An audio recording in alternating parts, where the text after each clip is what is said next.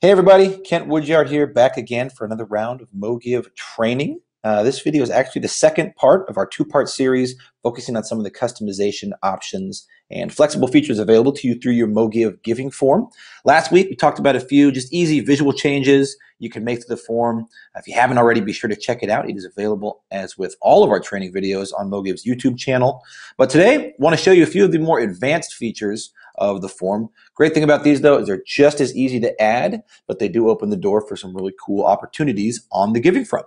So first up, I want to look at the option to add a text field to your giving form.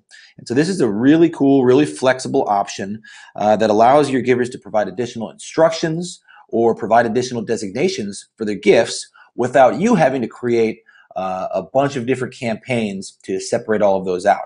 As you can see from some of these examples, this memo field can be labeled any way you'd like, and it can also be made to either be hidden behind a checkbox or, like this one right here, be made to be open and available all the time. So add to this form, again, it just takes a few additions to our trusty Mogiv URL. First thing we're going to want to do is add and custom equals 1, as always, and then we're going to go and include give up equals 1. And give up, that's the name, that's from another part of our system. So that's kind of the name for the form. So that's going to get the form on the field onto your form, rather. The other thing you're going to want to do is you're going to want to label that field. So we're going to go and give up label equals, and here you can add anything you want. You can go additional designations. You can go t-shirt size, team member name, anything you want, you can add it here. We're just going to go extra info goes here. And then the last thing you're going to want to do is you're going to decide if you want it available all the time or if you want it to be hidden behind a checkbox. If you want it to be available all the time, you're going to just add and always show give up. And that is going to make it available all the time. You're going to see our label right here, and it's going to just fit in right there, real nice with the rest of your form. So that's it. Doesn't take a lot of work, but it does add some really cool flexibility. For you bookkeepers out there, a little info about this form, this field. Information entered into here will be available on your reconciliation report in Mogiv. Next thing I want to talk about is splitting out a few of your specific Mogiv campaigns onto their own giving form. So as you know, when you do your giving through Mogiv, that's all going to occur on your website with these giving forms embedded onto each site. You have all these different campaigns here. But in certain situations, you might have a few different campaigns, maybe a few ministries where you want to split those campaigns out on their own. So you don't want them cluttering up your giving form with dozens of different campaigns. So you can see like New Life Covenant Church in Chicago has done here, where they have a separate page for their ministries that they're giving to. And here you find those right there. Another great example of this is with Redeemer Presbyterian Church in San Diego. So here we're on their primary giving page. You'll see they have 4 campaigns available here. But they also have a missions trip coming up. So they wanted to use Mogiv to raise money for their missions trip. So if we go over here to their missions page, and then we click down here for their Tokyo trip, which is coming up in June and July, and you'll see here they have a separate form on this page that lists the members of that team who are going to Tokyo. And so it's really a great option to just expand on some of the functionality of your Mogiv form. It creates avenues to create dozens of different campaigns, but again, without cluttering up that main giving page. So to create a form like this, there's 2 things we need to do. First of all, from your Mogiv dashboard, when you're creating new campaigns, we're going to look in here in the settings page. You're going to see this box right here that says display on profile page and giving forms. So you're going to want to uncheck that box.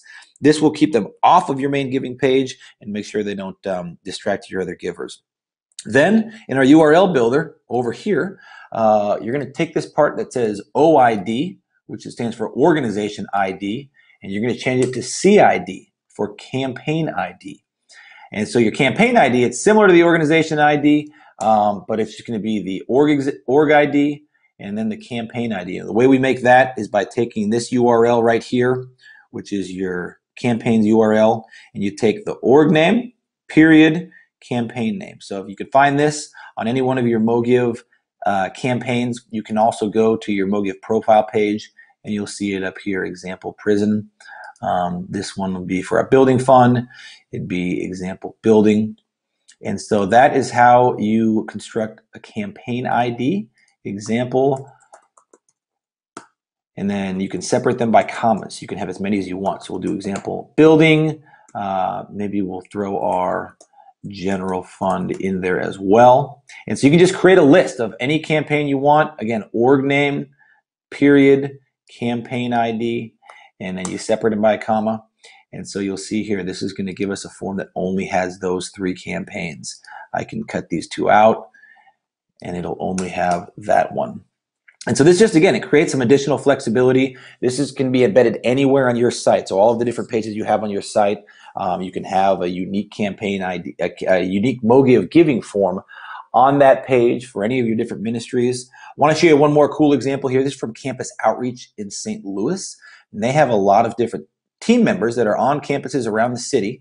And so each one of these team members, you can see here, has their own page where they've got some information about that team member. And then they've got a form where you can give directly to that team member. So each person has their own page. So they've done a great job with theirs. I'm not sure what what applications or what uses you might have for this at your church or your organization, but wanted to show you this as an example so that you can just see what else is out there. So that's all for today. Like we did last time, I'm going to put some of those codes up on the screen. So feel free to pause the video and jot them down if you need to. Also, be sure to pay attention to the capitalization of all of these. That's going to be key for them to work. But, of course, if you're going through any of these, you're having a hard time, give us a call. We're always here to help, and we want to make sure we can get you on track. Thanks for watching. We'll see you next time.